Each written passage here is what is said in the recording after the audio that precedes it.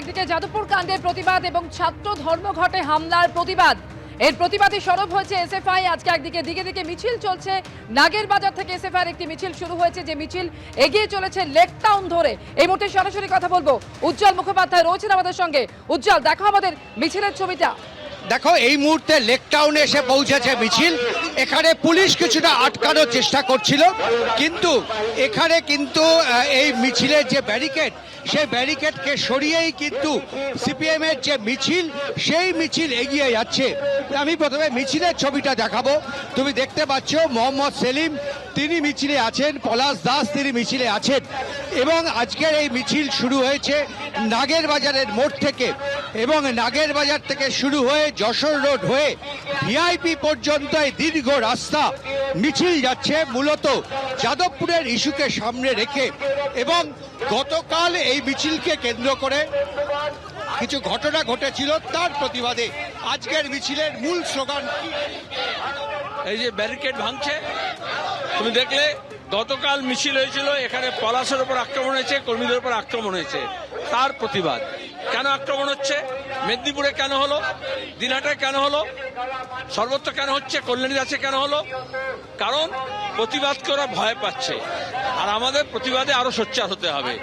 নিজের যে অধিকার, গণতান্ত্রিক যে অধিকার, গণতান্ত্রিক যে পরিসর, সেটাকে রিক্লেম করতে হবে। সেই জন্যই তাদের মূল দাবিটা কি? যাদবপুর বিশ্ববিদ্যালয়ে যে অন্যায় করেছে মন্ত্রী, তার জন্য তাকে গ্রেপ্তার করতে হবে, তাকে পদত্যাগ করতে হবে, তাকে স্যাক করতে হবে। আর দুই হচ্ছে, কেন মিথ্যা মামলা ছাত্রদের উপর করা হয়েছে, সব প্রত্যাহার করতে হবে। পুলিশ কেন সরকার বিরোধী মিছিল প্রতিবাদ হলে তার উপর হামলা করবে? পুলিশকে ক্ষমা চাইতে হবে।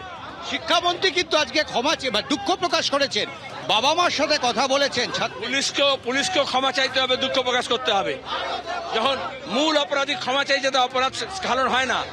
আর তাকে যারা ডিফেন্ড করছিল তাদেরও ক্ষমা চাইতে হবে। দেখো, আমি দেখাচ্ছি, সেটা হচ্ছে বিশাল মিছিল, এবং সেই মিছিল কিন্তু এগিয়ে যাচ্ছে একেবারে ভিআইপির ওপরে। এই মিছিলের আজকে যে রুট তৈরি করা হয়েছিল, সেটা কিন্তু মূলত শিক্ষামন্ত্রী ব্রাত্য বসুর যে নির্বাচনী কেন্দ্র, সেই নির্বাচনী কেন্দ্রের ওপর দিয়ে, অর্থাৎ দমদমের ওপর দিয়ে মিছিল এসে এখন এই মুহূর্তে লেক টাউনের দিকে থেকে এগিয়ে যাচ্ছে। এবং যাদবপুরের ঘটনা এবং গতকাল এই মিছিলকে কেন্দ্র করে কিছু সমস্যা তৈরি হয়েছিল, এই সমস্ত বিষয়কে সামনে রেখে সিপিএম এর নেতৃত্বে এই প্রতিবাদ মিছিল, এবং যে মিছিলে আমরা দেখলাম মোহাম্মদ সেলিম সহ সিপিএম এর রাজ্য নেতারা, জেলার নেতারা, তারা এই মিছিলে নেতৃত্ব দিচ্ছেন।